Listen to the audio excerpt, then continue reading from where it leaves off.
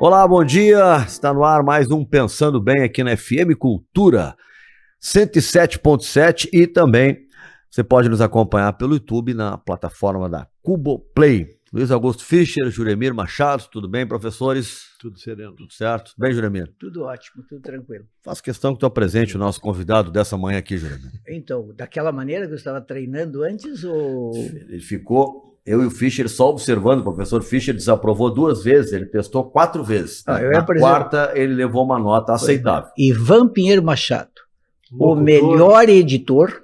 Depois a gente ficou discutindo se era realmente o bairro Floresta exatamente o da Comendador Coruja. Mas fechamos com a Comendador Coruja. Fechamos com a Comendador Coruja, mas eu diria, sem dúvida nenhuma, um dos maiores editores da história do mundo livreiro no Brasil. Não, mas sim, um dos criadores no Rio Grande do Sul não tem nenhuma dúvida. Um dos criadores da LPM que surge no meio de uma ditadura, né? 50 anos atrás. 74, né?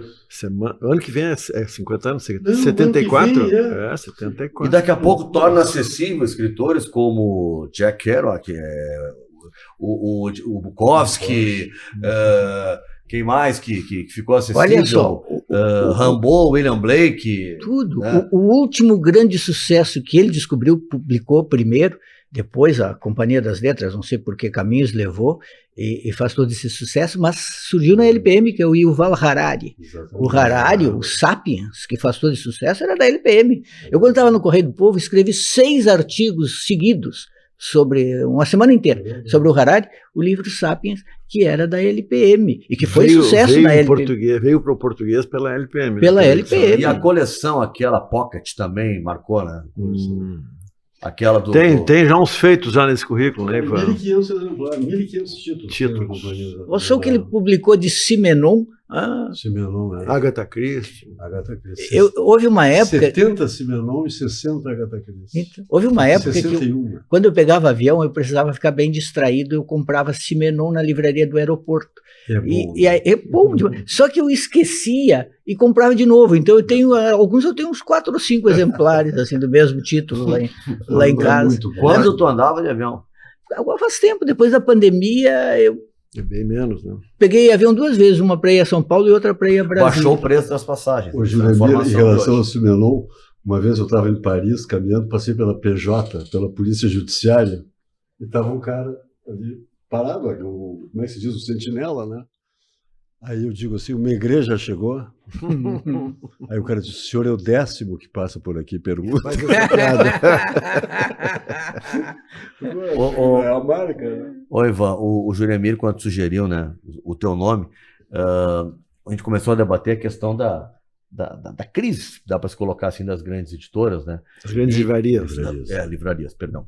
E eu queria saber, assim, para a gente falar um pouco sobre isso, falar um pouco sobre o mercado, mas eu não sei se no nosso mundo, né, também, toda nova tecnologia que surgiu não alterou na questão da música, na forma de se ouvir música, na forma de, né, do jornal impresso ou não impresso, jornal online, né?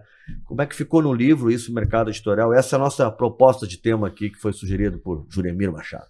Olha, eu acho assim, ó, neste caso das livrarias, é muito mais uma questão de gestão e digamos assim, pessoas que não pensaram o negócio e transformaram o comércio de livro num supermercado.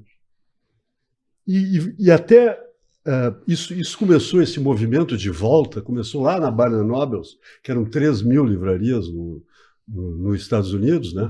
Que de repente aconteceu, por exemplo, o supermercado, a Amazon seria mais competente, porque teria maior variedade, é mais cômodo, a pessoa pede o livro, está em casa e tal. No outro dia.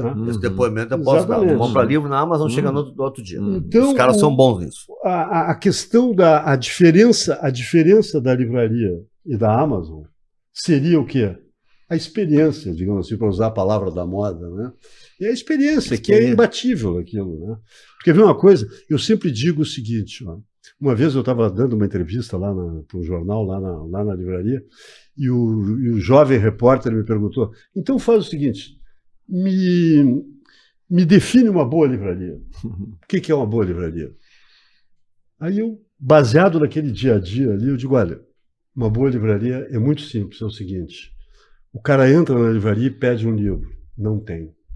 Aí o cara sai com 3 livros da livraria. Quer dizer, né? E esse aqui é o negócio. Não, dá para fazer várias analogias, assim, por exemplo, cerveja tu pode tomar em casa. Agora, tu ir num bar específico bacana para tomar uma cerveja, tomar um chopp, é outra experiência, né? É mais ou menos essa a diferença, né? Uma das poucas livrarias em que acontece isso que o Ivan está dizendo é a livraria da LPM, a livraria dele, porque tu imagina, tu vai lá na livraria do Ivan, chega lá e procura um livro, não tem. Aí tu falas com o Ivan, diz, não, mas quem sabe tu... Hoje conhece olha só, vida pela frente. Chegou um novo aqui agora, que é muito legal, do mesmo autor. Mas assim, ó, o que eu vejo, tinha livrarias mais antigas, assim, do centro e tal, hoje, porque eu vi já nas grandes livrarias, às vezes tu chegava nesse negócio, tu quer um livro, não tem e tal, mas o cara que está falando contigo, em geral, ele só sabe olhando ali no computador, ele não sabe te indicar alguma coisa, conversar contigo, te orientar. Nas grandes livrarias que eu fui, livrarias de shopping, que inclusive estão fechando, né, não existia essa relação assim se perdeu isso, né, dessa conversa. Ah, tu gosta desse autor? Então olha aqui, ó, nessa estante aqui tem isso, que tu pode gostar e tal. E eu acho que também tem um componente do seguinte, os gestores não souberam enfrentar os novos tempos, assim, né? Quer dizer, adaptar aquela fórmula, né? Por exemplo, a Saraiva chegou a ter 110 lojas, né? No Brasil e agora todo, né? Está, porque o gancho de toda essa conversa era essa crise, por exemplo, a cultura quebrou, a Saraiva também. A Saraiva vai fechar, ou já fechou, 2 lojas em Porto Alegre. Fechou já. Já fechou. E houve um momento em que essas livrarias tinham crescido tanto que quando se pensava em livrarias era Saraiva, era a cultura, a FINAC veio para cá. Eu quando morava em Paris ia na FINAC ficava deslumbrado, pensava tem que ter no Brasil. Veio para cá, veio para Porto Alegre. A Barra Shopping tinha ali. Mas não deu certo. Por que as grandes livrarias cresceram tanto e por que elas quebraram? É porque eu acho que houve um cálculo errado que eles fizeram. Porque, de repente, é o seguinte, o negócio começa a ser bom. Aí aumenta um pouco, fica melhor um pouco. Aí, de repente, um gênio lá diz, o negócio é o seguinte, nós precisamos calcular o faturamento por metro quadrado. E isso aconteceu. Por exemplo, uma livraria de 100 metros quadrados faturava, digamos, R$1.000 por metro quadrado. Se nós quisermos aumentar o faturamento, vamos fazer uma loja maior. Então, e assim começou. Até que, de repente, enfrentando crise, enfrentando um inimigo desconhecido, que era a Amazon, um monstro desconhecido, né? Quer dizer, começaram a... E também tem o seguinte, quer dizer, quando tu tem um negócio que ele é muito maior do que ele deveria ser, né? De repente vai fazer água, não tem? Aí é aquela velha conta, né? Conta de padaria, assim, né? Entra tanto, sai tanto. Que não tem mais. Por quê? Porque, de repente, por exemplo, a livraria começa a prestar um mau serviço. É a primeira coisa que acontece é demissões. O cara que é o cara bom lá do livreiro, lá, que tinha, por exemplo, na Livraria Cultura. Mais antigo, que era famosa por ter isso, né? Claro. Era uma livraria enorme, mas tinha aquele pessoal que dava uma... Assim, locais para sentar, ler um livro, conversar, trocar ideias. Tinha assim. Então, o que está acontecendo agora, isso é mundial, né? O negócio da livraria pequena, média, né? Ou dar aos pequenos. Agora tem o pano de... Desculpa, professor. Não pode. Não, só queria... Porque se fala muito que com a chegada da internet se lê menos. Teriam menos leitores. Então eu queria saber se por trás de tudo, nós estamos falando sobre isso, se esse é o problema central mesmo. A demanda é muito menor, aí tem menos dinheiro envolvido, se esse é o problema central. Não, eu até te digo, antes do Ivan dizer, eu até ia perguntar pelo contrário, porque na pandemia a leitura de livro foi um negócio que cresceu muito, a literatura cresceu muito. Livro em geral, né? Porque as pessoas ficaram mais em casa, entendeu? O que apareceu de título novo é um negócio impressionante, eu não tenho números na cabeça, mas foi muito forte. Né? Eu acho que... Não sei, Nando. Na verdade, eu acho que a internet, eu vejo de uma forma diferente. Eu acho que a internet até, ela é uma... Ela estimula a leitura na medida em que um ignorante, um analfabeto, passa vergonha na internet. Né? A hora que o cara escreve impressionante com C, né? Como o nosso ex-ministro da Educação, né? Quer dizer, isso aí é uma coisa que começa a pegar mal. E a única maneira do cara escrever bem e corretamente é lendo, né? tendo alguma... E a internet, ela te expõe muito, né? Eu estava tentando estabelecer uma relação do jornal impresso e jornal online, mas na verdade você tem razão.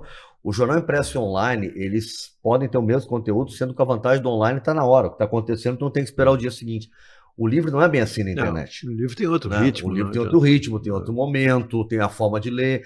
E também não está todo o livro à disposição na internet, que a pessoa vai ali e tal. Eu acho que tem a relação realmente ela é diferente. Eu queria estabelecer essa. Se tinha a ver, né, o fim do jornal impresso, se é que vai acontecer, com essa falta de demanda. Se tinha a ver isso com o caso do livro. Eu acho que tem uma coisa meio mística em volta do livro, que é o seguinte: qual é os únicos...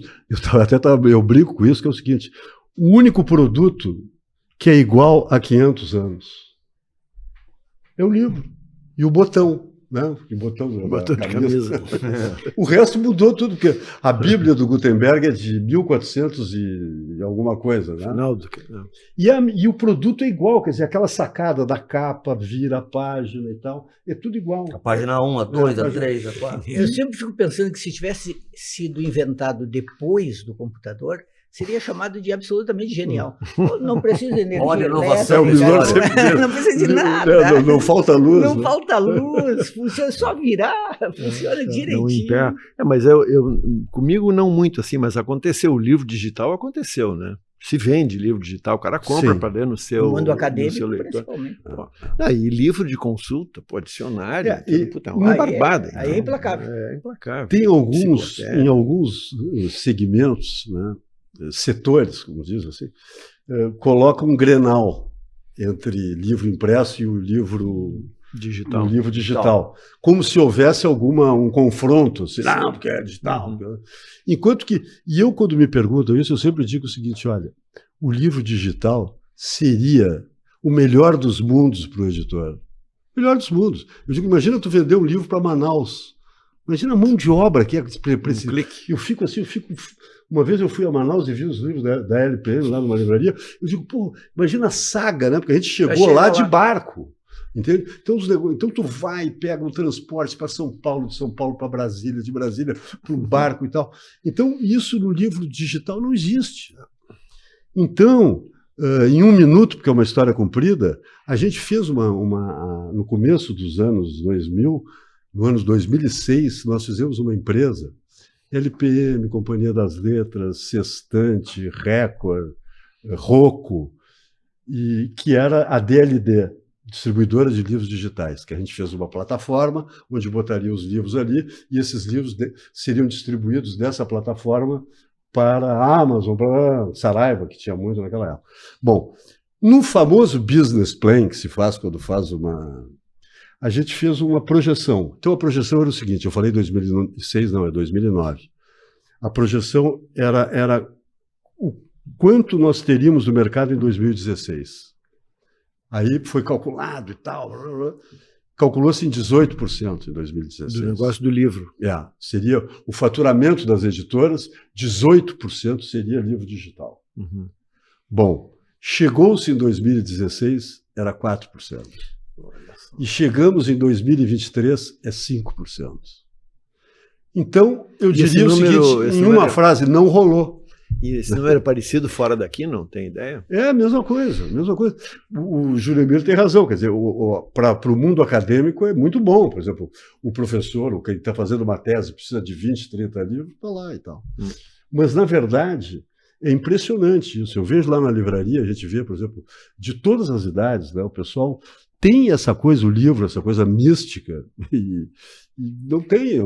Se a gente for procurar racionalizar isso, às vezes é difícil, até, né? Por que tem essa... Agora, Ivan, 2 coisas aconteceram aí nos últimos tempos em relação ao mundo do livro no Brasil. Por exemplo, grandes editoras que foram compradas por empresas estrangeiras. A Companhia das Letras, por exemplo, não é mais uma empresa brasileira. A Companhia das Letras reteve o nome. Companhia das Letras que tem vários tipos. Tem vários selos lá dentro. Vários selos, mas... Alfaguara. Exatamente, juntou vários selos.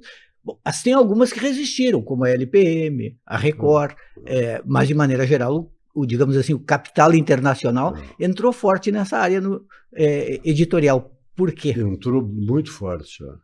Olha, eu acho que isso aí é o seguinte, tem dois lados, por exemplo, o lado bom mostra a pujança do produto, né? Digamos assim, não é um produto decadente o livro, né? Quer dizer, a ponto das multinacionais estarem interessadas e chegarem forte, né? Eles chegam com dinheiro mesmo aqui, né? E tem um... Desculpa. E o outro lado é que, por exemplo, o lado, digamos assim, não sei se é o lado ruim, mas o que é o problema é que vai concentrando há uma concentração e há também essa coisa do controle da cultura, né? Eu acho que isso é a médio prazo. Como disse o velho Marx, é a tendência à oligopolização. Exatamente. Né? Quer dizer, tu começa... Eu acho assim, a Companhia das Letras, por exemplo, é uma empresa independente. Até quando se sabe, quer dizer, neste momento, né? É uma empresa que é do grupo mais conservador da Inglaterra, que é a Penguin, né? Não sei se é a Inglaterra, e também tem nos Estados Unidos a Random House, que também pertence ao mesmo grupo e tal. E, no entanto, eles publicaram Lula aqui, a biografia do Lula. Né? Quer dizer, eu me lembro que uma coisa que se dizia nessa época de expansão e dessas compras pelo capital internacional é que o Brasil talvez não tivesse um mercado tão grande, mas tinha muita possibilidade de expansão esse mercado. Que isso aí corresponde, enfim, à expansão do ensino superior, do ensino fundamental. Pô, hoje, nesse momento, tu pode dizer, assim, sem nenhuma dificuldade, que todo brasileiro tem acesso à educação. Ela não é de qualidade, mas todo mundo pode ir para o colégio. E com o FIES, esse sistema de financiamento, qualquer um pode fazer um curso superior. Não estamos falando ainda de qualidade. Isso então, tu é o ponto, Fischer. Tu botar em 20 anos, isso é uma... Por que eles vêm para cá? Porque eles vêm porque é no Brasil que é o maior comprador de livros do mundo, o governo brasileiro. Claro. Mas essa é uma coisa que, em geral, o público não sabe, que a grande venda é para o governo. Mas, na verdade, é o seguinte... Para as escolas? Isso? Não, é didático. Eu acho não só de Fernando Henrique essa lei, né? Que todo o material didático, paradidático e paradidático é fornecido para a escola pública gratuitamente. Não é só livro didático. Mas não é só livro didático. Não, é livro de grandes autores. Sim, tem editais para compra. A Companhia das Letras. Por isso que existem tantos selos. Essa é uma coisa que pouca gente sabe. Por isso que tem tantos selos. Tantos selos, porque no máximo 2, 3 livros por... Quando tu entra no edital, tu só pode entrar com 2 ou 3 livros por CNPJ. Explicando, então precisa ter um monte de CNPJ. Explicando para o nosso ouvinte, é isso. O governo diz, olha, eu quero comprar livros para 8º e 9º ano. Os temas são tais, tais e tais, aí dá algumas diretrizes, né? Diz, para isso aqui eu quero comprar X. Abolição da escravatura, livros, por exemplo. Aí as editoras se inscrevem nisso, e aí um comitê do MEC avalia, diz, vão comprar então, da LPM vão comprar este título, mas é comprar sim, é quanto? 20 mil livros? Como? Não, 100 mil, 150 mil. Exatamente. O país é grande, né? O que é um negócio fantástico, isso é um negócio fantástico. Tem, alguns países desenvolvidos tem isso, né? Porque isso aí é o seguinte, tu coloca, pelo tipo de seleção que é feito, é um negócio muito sério, que envolve assim, o arcabouço intelectual, né?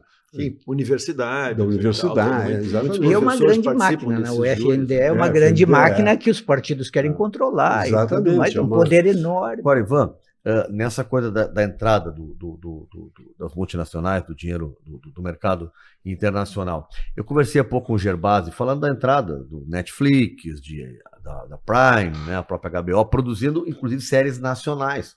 Né? Até que ponto isso aí para nós era bom, de aumento de mercado de trabalho, essa coisa toda e tal. Ele disse, claro, é legal e tal, mas ele fala que fica assim, ao mesmo tempo que, quando eles estão produzindo, né, há uma padronização da visão do que eles querem passar. Né? Então, muitos diretores já sabem, vão fazer um filme, uma série que vai contar um caso específico que aconteceu no Rio de Janeiro. Mas assim, assado. Ele até estava dizendo, às vezes eu vejo algumas séries de alguns países e tal, eu fico, que inveja desse cara ter a liberdade de poder fazer isso. Porque eles que aqui, nesse sistema, né, há esse risco. Não, mas que é muito difícil ter o cinema autoral, né? Que é muito em cima daquele padrão que eles querem colocar. Eu estou colocando só para ver se tem Não, alguma mas é analogia uma- também com a questão do livro, né? Para colaborar no teu raciocínio, o Antônio Prata, esses tempos, escreveu na Folha, acho que umas 2 semanas atrás, ele é roteirista, né? E ele contando isso, ele dizendo, não, nós viramos Uber, nós roteiristas viramos Uber. trabalhadores do Uber, é uma plataforma geral e tu presta serviço, mas é dentro de parâmetros assim muito estritos. E a gente E fez, fica achando esse final de semana eu vi um filme argentino, aliás com o título mal traduzido, o título é O Suplente. Eu li no Matinal atual, eu vi também o Mas filme. devia ser o substituto, é um professor substituto. E, bom, quando começa o filme, tu já sabe, o filme é legal, mas tu já sabe do início ao fim como é que vai ser. Professor, que era para ser professor universitário, mas vai ser professor numa escola de periferia. Quando ele chega, ele não é aceito pelos alunos, não é aceito por ninguém, porque ele é estranho àquele mundo. Aí ele vai passar por todas as etapas da jornada do herói, ele vai passar pelas etapas de muita rejeição, até que ele vai ganhar um pouco de confiança, finalmente vai ter o grande desafio, em que ele vai vencer o desafio, vai ganhar a confiança dos alunos, e os alunos que não prestavam atenção, que não estavam interessados. Sidney Poitier ao mestre Ao final, Carinho, tu né? sabe que com carinho. vai terminar assim, ele ganhou os alunos, o aluno que dormia no fundo da classe vai estar interessado e tudo mais, a superação é um modelito. Isso aí. Eu acho que o livro é incontrolável. É uma grande virtude do livro. Né? Assim como a gente reclama, fala e tal, o cinema não, o cinema é um aparato. Porque é uma indústria. Eu não me lembro quem é que falou, falando com o Milor, não sei, um desses grandes cineastas, pô, que inveja que eu tenho de ti. Tu tem uma ideia, vai lá, senta. Escreve. Agora eu tenho uma ideia, eu preciso de 500 pessoas. Sim, de Mas capital. Ivan, e não pode ter na seleção do autor, porque o cara já sabe mais ou menos uma linha de cada um. Não pode ter interferência aí em quem publicar, né? Nesse momento, pode não interferir no conteúdo, mas se tu começa a escolher quem publicar esse tipo de coisa, eu não quero, aquela não quero, também é uma maneira de interferir. Né? Mas é incontrolável, porque o Nando Gross vai lá e vai fazer no computador e manda na gráfica e imprime. Na época da ditadura era isso, era incontrolável. E mesmo agora tu tem um jornal, mas nunca conseguiram controlar o livro. Agora tu tem uma voga, por exemplo, de escritores chamados periféricos, negros, negras, pessoas negras e tal. Eu quando imaginava que isso ia ter essa força que tem agora. E está nas pequenas, mas está nas majors também, né? Não tem, está todo mundo então, querendo. Esse é o grande lance do livro. Eu acho que porque o livro é incontrolável, quer dizer, tu não consegue domar, né? Mas não dá um pouquinho assim, porque eu olho para as editoras do Rio Grande do Sul, como a LPM, que é uma grande editora, e às vezes eu penso na LPM, se me permite te contar, mais ou menos assim como o Grêmio Internacional. O Grêmio Internacional descobre um talento. E aí chega 6 meses depois, a Companhia das Letras, o Barcelona leva. É como tu falasse, por exemplo, no Sapiens. O que aconteceu com o Sapiens? Tive na mesa de todos os editores brasileiros, ninguém quis. Nós lemos e dissemos, não, esse cara é louco, vamos fazer. Fizemos um livro. Vocês compraram em Frankfurt, ele não? Foi oferecido... Não foi em Frankfurt. Andou por aí o livro. Nós fizemos, imagina, para a gente fazer uma proposta e ganhar um livro desses, tal. Só que o contrato era 7 anos. Aí quando chegou o final do contrato, a Companhia das Letras vai lá e oferece $200 mil. E aí, o que eu vou fazer? E até o Sapiens foi embora. Não, Sapiens, estou falando do Sapiens. Para vi... renovar o contrato, eles pagaram $200 mil. E nós vendemos 950 mil exemplares.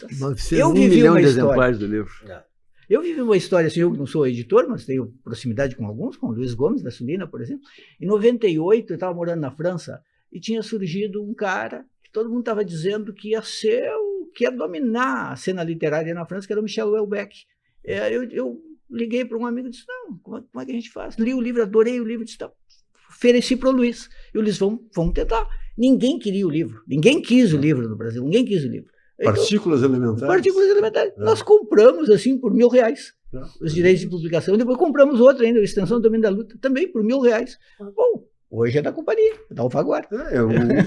É bem isso. O que nós contamos? A gente tem que estar sempre mais tentando um passo na frente, porque eles acabam nos alcançando. Agora, o teu passo na frente agora é essa história que tu tem que nos contar, daqui a pouco a gente esquece de tantos assuntos bons.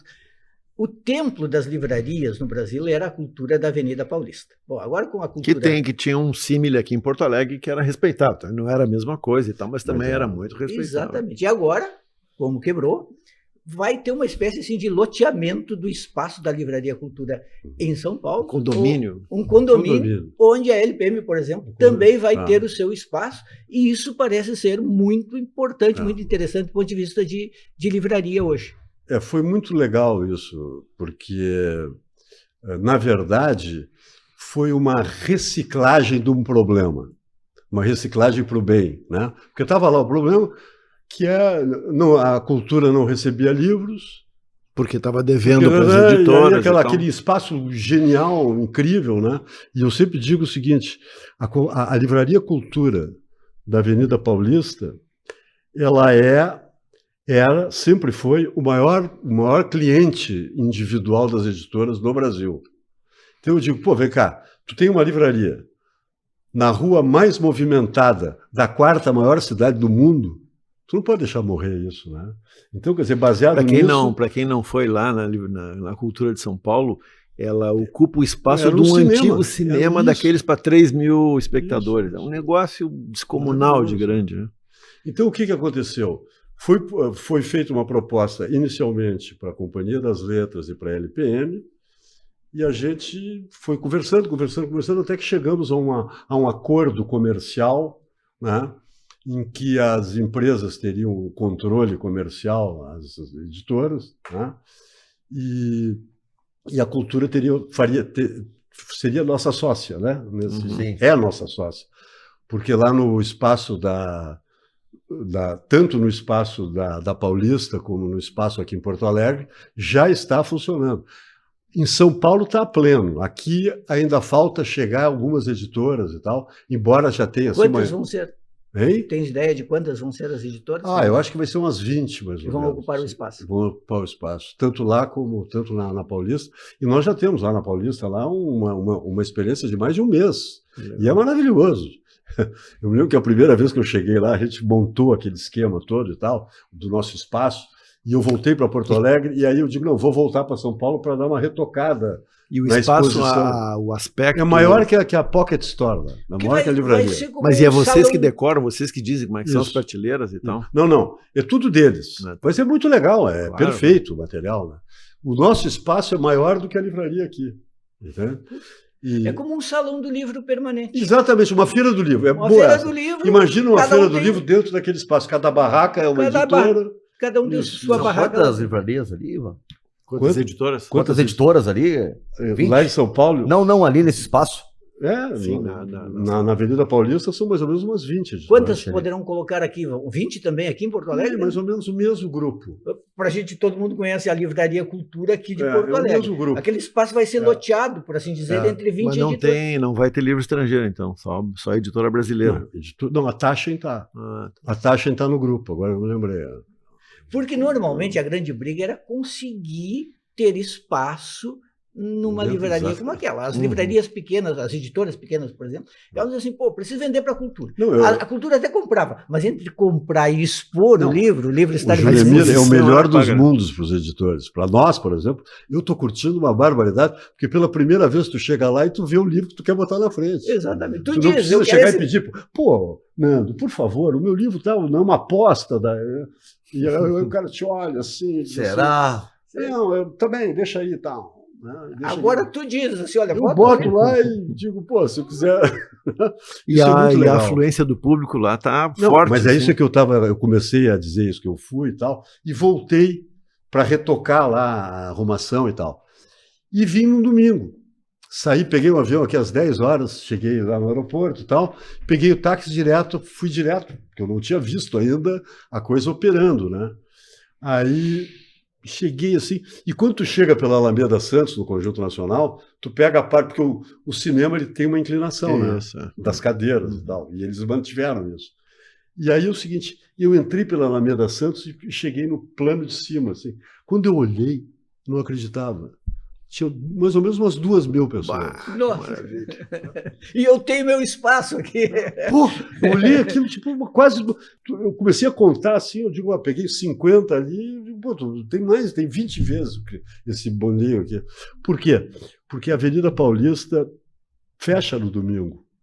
Então o pessoal vai para lá para curtir. E É aí, parelho. Avenida Paulista é José Bonifácio em Porto Alegre, entendeu? É a mesma coisa. Mais ou menos a mesma A coisa. mesma proporção. Mas por que Porto Alegre está fechando tudo, então, essas grandes aí? Por quê? porque tem uma coisa que eu vou dizer uma barbaridade agora, vocês vão me perdoar, mas eu tenho que dizer isso porque está na minha alma isso. E a gente que dá murro em ponto de faca há 40 anos aí, eu tenho dito o seguinte: a única coisa que cresce no Rio Grande do Sul é a irrelevância. Pô, é forte, hein? Mas é mesmo. Porque tu vê, tudo é difícil. O pessoal vai te contradizer, Eu vai sei. te pegar no contrapé dizendo assim, a LPM cresce no Rio Grande do Sul e cresceu no Rio Grande do Sul. Mas, Ivan, não. A LPM cresceu porque saiu do Rio Grande do Sul. Essa é a minha tese.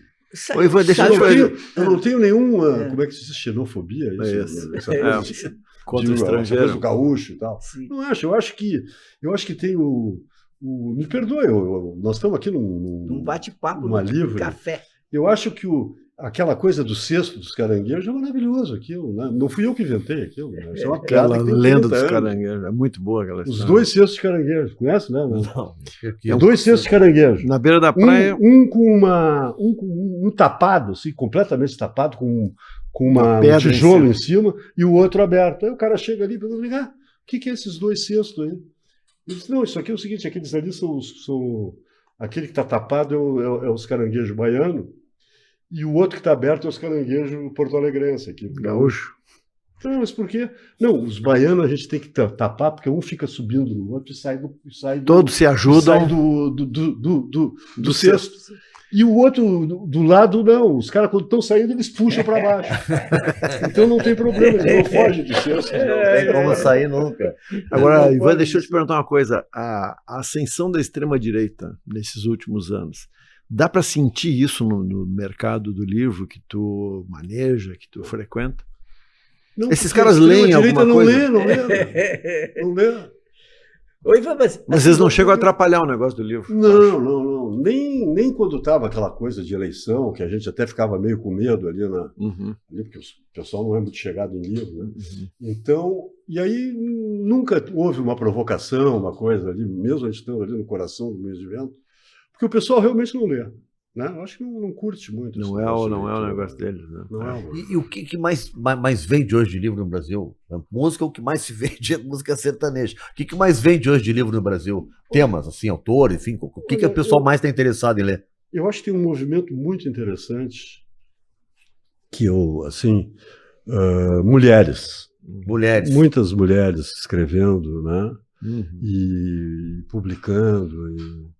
E eu acho isso. O Scliar dizia isso. O Scliar dizia assim: tu tem que escrever pensando na leitora. No Brasil, quem bom. lê são as mulheres. Savá Sandir, como diria. Eu cheguei a fazer um controle científico na livraria, porque eu ficava impressionado com o que as mulheres compram de livro, e o que as mulheres leem, né? As mulheres. Aí eu pedi para as meninas lá fazerem o seguinte: cada nota que tiravam, botava M ou F, a um mês do Natal. Para não incluir o Natal, porque aí não tem graça. Mas, digamos, de 15 de novembro a 15 de dezembro. Deu 72% de mulheres e 28% de homens. De compradores. É a mesma coisa. As mulheres, por exemplo, eu em jornal sempre percebi isso. As mulheres leem e se interessam, leem mais e se interessam pela forma. Os homens é mais pelo conteúdo. Tipo, não gostei do que tu escreveste. Mas por que não? Porque tu defendeste o fulano. A mulher, em geral, ela é aquela frase. Aquela imagem. Ela curte as palavras, o som das palavras. Eu vejo assim, por exemplo, grupos de leitura. 99% são de mulheres. Sim. A gente consegue imaginar um grupo de homens, 10 homens, falando de ler e discutindo o livro. Se reunir para discutir o livro. Se discutir para ler o livro. Para discutir futebol. Não tem, exatamente. Quer dizer, as mulheres estão com nível, eu até brinco muito lá na livraria, eu digo assim, os homens estão cada vez mais ignorantes e as mulheres cada vez mais sábias. Agora, falando desse tipo de coisa, algumas editoras, a própria Companhia das Letras, estão assim com uma pegada mais identitária, levando muito em consideração esse fenômeno do identitarismo. A LPM entrou nessa ou não? Sim e não, quer dizer, a gente não tem nenhum preconceito contra isso. Mas só não fez disso uma, mas não fez isso, uma linha editorial. até porque isso é um nicho. Quer dizer, a hora que uma editora como a LPM, que não tem os recursos que tem uma grande editora, como uma companhia, por exemplo, que pode distribuir em vários selos, ou pode publicar 50 livros no mês, não tem problema nenhum, a gente... E também tem o seguinte também, numa situação de dificuldade como a que houve nos últimos 2, 3 anos, né, que coincidiu uma série de problemas, a quebra da Saraiva, a quebra da cultura, outras recuperações judiciais fortes que ocorreram, que nos fizeram ter grandes prejuízos, né? A gente teve que reciclar todo o projeto da editora, né? E nessa reciclagem, a gente prestigiou o nosso grande produto, que é talvez o nosso diferencial, que aí as companhias, os HarperCollins e tal, e Penguin, né? Que é o livro de bolso, né? Porque no Brasil... E qual foi o ovo de Colombo do livro de bolso, quando começou? Porque já tinha havido ao longo do tempo várias tentativas, né? Lembro daí de Ouro. É uma história né? sensacional. Essa é uma história, uma grande história. Porque só para dizer para o leitor o nosso ouvinte mais jovem, talvez não saiba, mas houve tentativas bem sérias de fazer séries de livro de bolso, e lá pelas tantas dava errado, e todo mundo dizia, não, o livro de bolso no Brasil não funciona. Mas aí a LPM conseguiu. Mas a gênese disso é o seguinte, começa o livro de bolso sendo exageradamente uma pulp, né? Aquela coisa do livro Pulp Fiction, né? Como diziam, que é aquela historinha que era vendida em banca, que era de 3º, 4º, né? Dali, alguém lá na Ed Ouro dos anos 50 resolveram trazer o projeto americano para cá. Mas aí começou uma coisa assim que não... Livros que caíam, né, mal feitos. Primeira vez que tu abria, descolava. E outras tentativas que houve também. A França tem uma tradição forte de livro de bolso. Eu acho os livros de bolso franceses muito bonitos. Maravilhosos. Eles são simples e são bonitos. E eu sempre me perguntava por que isso não, fora a LPM, por que isso não se tornou dominante no Brasil. Chego lá. Mas eu acho que no Brasil o pessoal leitor gosta de livro caro. E o livro de bolso é barato. O pessoal tem um nicho que adorava ter pouco tempo, aquela editora Kozak Naif. É verdade. É uma editora cujo objetivo era fazer o livro mais caro possível. Um objeto, assim... Genial, a ponto de não ter título, não ter nada. Exatamente. E ficar meio Genzo ainda. Exatamente. Genial. Mas aí, conta, deixa eu só, não termina essa... Como é que nasceu o livro de bolso? Aí o que aconteceu?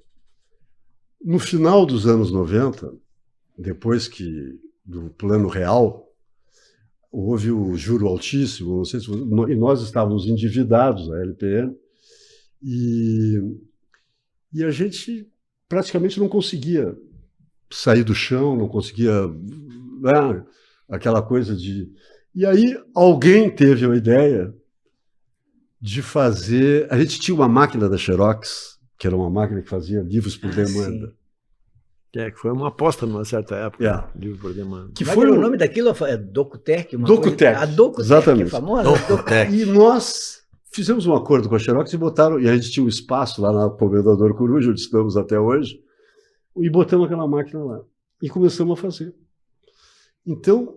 E foi uma tragédia, entre aspas, porque um péssimo negócio, porque o livro que... Lembra qual foi o primeiro? Eu disse, quando nós brigamos com eles, eu digo, não, vocês revogaram a lei da oferta e da procura, né?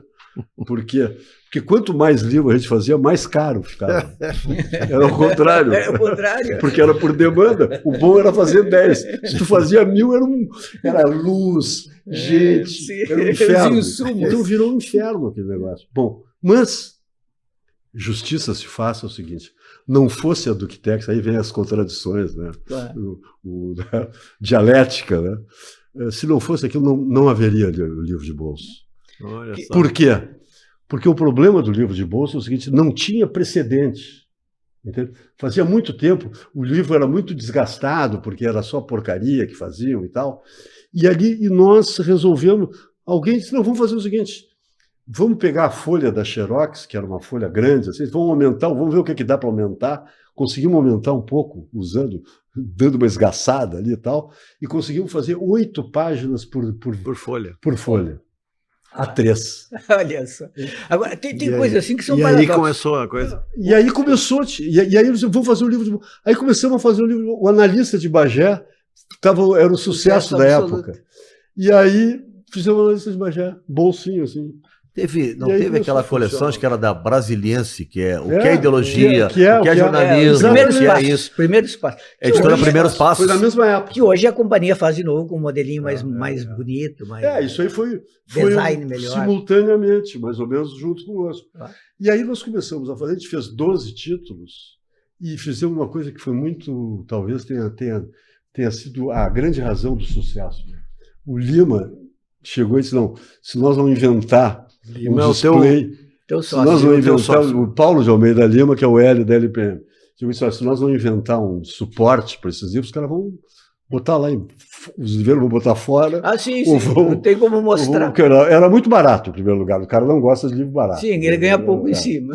E aí fizemos um displayzinho com 12 nichos de acrílico lindo para ficar no balcão. É assim. que nem iPhone.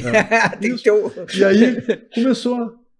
Quando nós vimos, aí revogamos a lei da oferta e da procura, aí deu uma bronca lá. Restabeleceram. Nós saímos e propusemos para a Palote, que a Palote era o seguinte: A gráfica. a gente ainda usava a Palote pelo seguinte, porque tinha que fazer a capa. Então a Palote, os caras ficavam pé da cara de fazer a capa. Cadê o resto do livro? O resto a gente faz manda a capa. no Xerox. Não, eu queria te perguntar isso aí, agora a gente estava falando antes aqui, a LPM vai completar 50 anos ano que vem. Isso. Cara, 50 anos.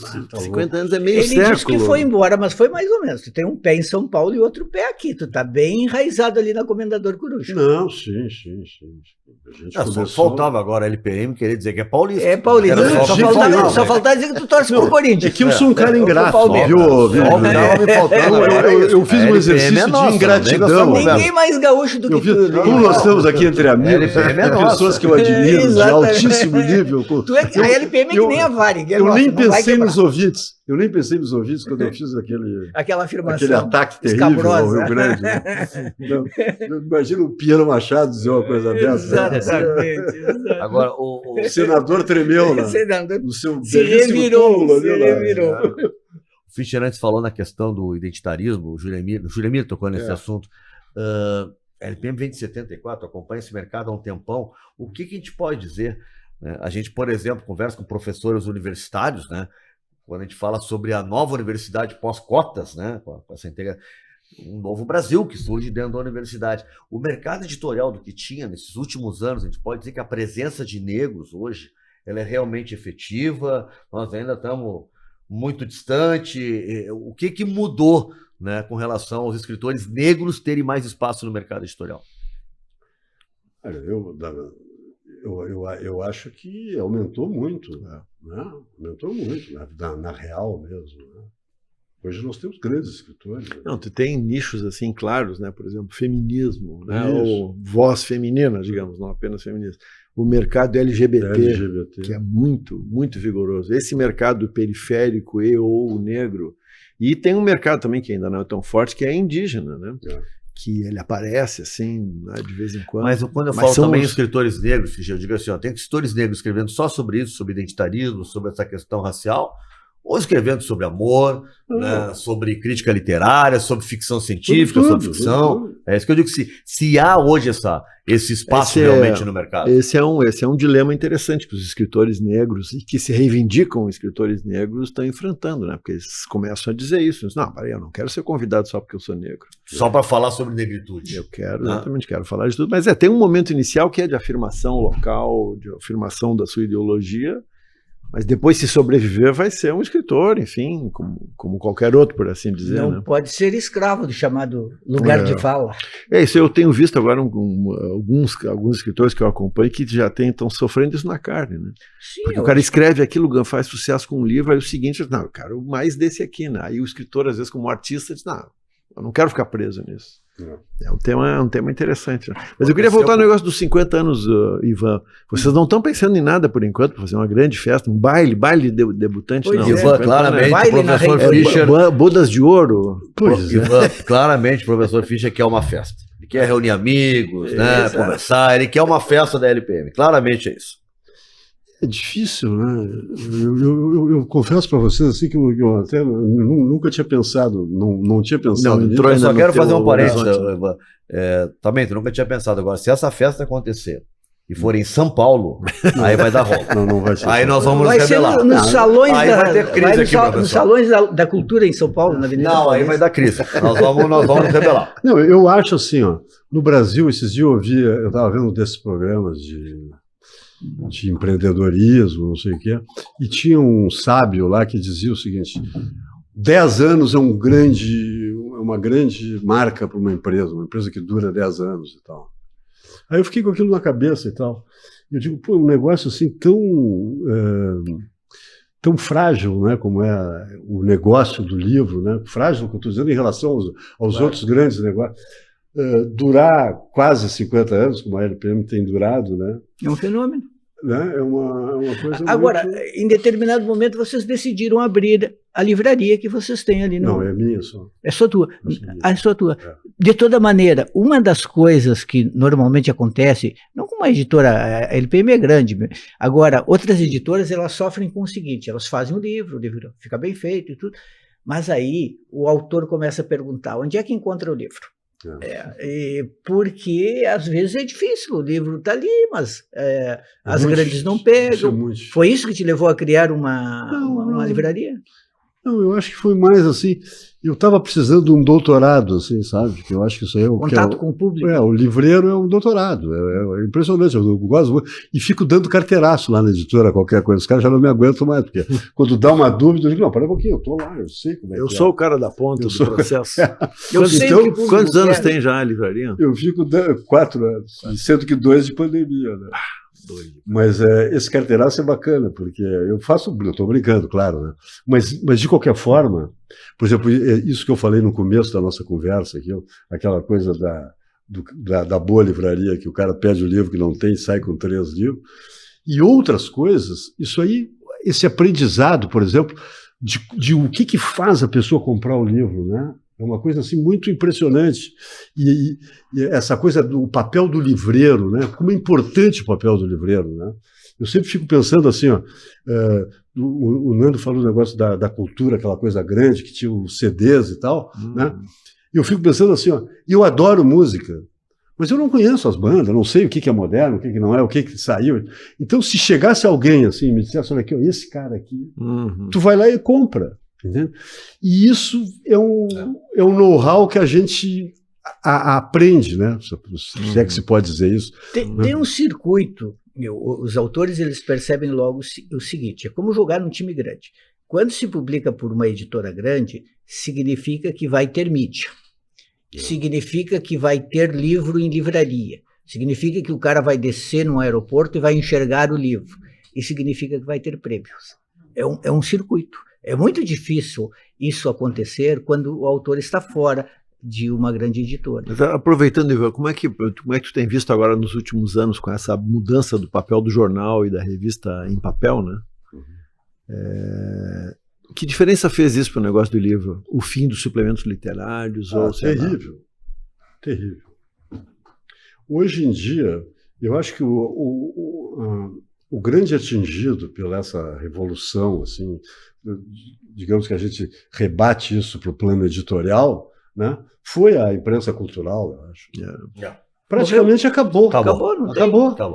Né? Então, a ponto assim de... Aqueles cadernos centrais que vinham nos jornais, que a gente ficava ali querendo ver sobre cultura, cinema, literatura. E isso é uma coisa que não dá para acreditar se tu pegar, por exemplo, qualquer lugar mais desenvolvido, assim, ou como o Brasil mesmo, Argentina, por exemplo, Uruguai, né? O Figaro, por exemplo, que, né, tu olha o Figaro, 4, 5 livros por dia. A última tentativa aqui ainda foi do Juremir, no Correio do Povo. Mas aí acontece que mais assim, já heroicamente, já heroicamente. Mas era onde tu conseguia ler textos de autores importantes. Uma coisa misteriosa, o caderno de sábado no Correio, que eu fazia junto com o Luiz Gonzaga Lopes, o Gonzaguinha continua, ele tinha patrocinador.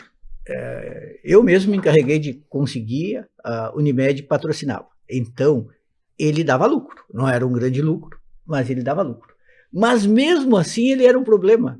Por quê? Porque a gente fazia um caderno com... Independente. Não em um caderno que fosse para leitores. Então eu botava um texto grande. O cara que gostasse de ler um bom livro. Uma página que tinha mais texto do que ilustração. Aí, então, no fim, pouco antes de eu sair, já estava o processo de mudança. Mesmo dando lucro, aquilo tinha que mudar. Por que tinha que mudar? Porque tinha que ficar com o texto menor, porque tinha que ficar com a foto maior, porque tinha que ficar... E não que digamos assim, o diretor, que era o Telmo, quisesse, mas isso vinha de cima, do tipo, que jornal é que nós estamos fazendo? Para quem? Vamos fazer um jornal para o Fischer, para o Ivan, para o Nando? Fazer para... Tem uma coisa anti-intelectual, assim. Claro, é uma forte, isso, forte. E as revistas semanais, para vocês deve ter sido também forte, né? Tipo, porra, Veja quando imagina, botava isso aí uma na matéria, Veja, tu mandava rodar no outro dia mais uma edição. Né? É. Tinha esse papel de influir. Né? É por isso que eu digo que hoje tem um indivíduo, por assim dizer, uma categoria muito perigosa, que é o deslumbrado, o otimista tecnológico. O otimista tecnológico está nos impedindo de dizer o seguinte: olha, tudo isso é muito bonito, é bom, mas pode ser perigoso. Ele está tão encantado que se tu disser, mas quem sabe isso vai nos tirar muita coisa que a gente vai fazer retrógrado, atrasado, velho. Então fica todo mundo assim, não vou dizer. Mas é verdade que um certo modo de fazer que era interessante está desaparecendo. Mas o Juremir, tu quer ver uma coisa? Eu vejo lá na livraria, olha o carteiraço. Olha só. As pessoas, até hoje, quando sai uma nota lá na coluna do Fischer, por exemplo, Nossa, o cara vai lá mostrando aqui esse livro aqui. mas eu não tenho nenhuma dúvida. E eles não se dão conta disso, porque tu está perdendo espaço para dar notícia. A notícia é dada pela internet. O espaço que sobra, e por isso que eu citei o Figaro, porque eu falei, tem um amigo meu que trabalha no Figaro, e o cara me disse, no Salão do Livro de Paris, no ano passado, ele disse, não, o que nós estamos fazendo lá, um jornal conservador, né, conforme... Né, o que nós estamos fazendo lá? O espaço que nós estamos perdendo em dar notícia, claro, também os caras estão em Paris, né? A gente dá para falar de alguma coisa, de museu, de peça, de teatro, de livro, de acontecimento. Quer dizer, então esse espaço é obrigado a ler o jornal para tu ver o que está acontecendo. Mas agora quem está fazendo esse trabalho cultural, é preciso que eu seja justo, é o Fischer com a revista Parentes. Parentes, né? Está fazendo. Estamos tentando, né? Uma bela é verdade. Mas a gente percebe essa. Ainda há um grande apego ao papel. Eu me lembro muito com o negócio quando a gente era guri, por exemplo, os professores de colégio diziam, não pode ler quadrinho estraga. Exatamente. E assim foi com tudo, né? É isso, é que o Brasil tem uma tradição de analfabetismo que é muito forte. É claro. De gente fora da escola, de gente que não aprecia a escola porque nunca teve escola boa e tal, né? É diferente do que aconteceu na França, na Alemanha, mesmo na Argentina, né? Em que tu tinha uma base educacional mais forte. E as pessoas, essas formas de tipo jornal, suplemento literário, discussão de teatro e tal. E analfabeto não votava durante muito tempo no Brasil. Mas essas coisas resistem porque tu tem essa demanda, né? E no Brasil a gente fica atropelado e tal pela burrice. E não é à toa que o que domina culturalmente no Brasil é o sertanejo universitário. Isso diz alguma coisa sobre o país. Tu, Nando, que é um cara aí muito da música, não tem como entender. Tu vai entender o quê? Musicalmente, a letra é ruim, é pobre, em todos os sentidos. E é na contramão do êxodo rural. É saudade do Matão. E tem alguns que não terminam nunca na universidade. Eles estão no sertanejo universitário, não se formam nunca. É uma coisa impressionante. Eles seguem e seguem. Agora, o online, como é que é essa concorrência na venda? O que é mais forte hoje para as livrarias? É o online ou é a venda? E o cara que vai na livraria mesmo, Ivan? Para as editoras, tu disse? Sim, para quem está vendendo. Vendas de livro. Para vendas de livro. As distribuidoras, por exemplo, elas vão desaparecer. Olha, eu já vi carteiraço. Eu já vi quantas quebrarem. É difícil tu conseguir livros. É difícil. Às vezes tu ouve um livro. Eu vejo, estou louco para ter o livro lá na livraria. Aí vem aquele capítulo de relevância. Tu não consegue o livro, a não ser daqui a um mês. Tu liga pro cara e diz assim... Saiu lá na Folha de São Paulo, digamos que um site lá, saiu a Pediatra, né? E que alguém vai lá e tal. E aí as pessoas leem, ouvem e tal. Vai encomendar. Demora 20 dias. Isso é impressionante, né? Tem livro, às vezes, que eu tenho que pedir em Curitiba. Agora que Na eu Livrarias Curitiba. Agora que eu entrei no capítulo apocalíptico, outra coisa que eu desconfio, que tem os dias contados, Feira do Livro, como a Feira de Porto Alegre. O que a feira oferecia?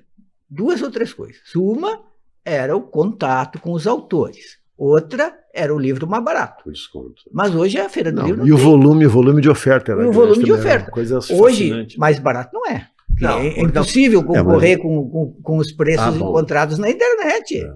Isso é verdade. Só os do balaio. Só o saldão. Só o saldão. 20%, né? Mas tem que a maioria Sim, dá 20%. Mas ali no Mercado Livre tu vais encontrar de tudo quanto é preço. Tu vais encontrar mais caro. Por isso aí, voltando ao que o Ivan disse, a gente tem que reforçar o sentido da experiência. Né? De tu tá num lugar em que tu conversa com gente que também gosta de livro. Né? Olha, a Feira do Livro, vou dar um carteiraço aqui. Agora um outro carteiraço. Ela vai continuar, tomara. A Feira do Livro de 2022 foi a melhor feira para a LPM da história da LPM. Olha só, é mesmo?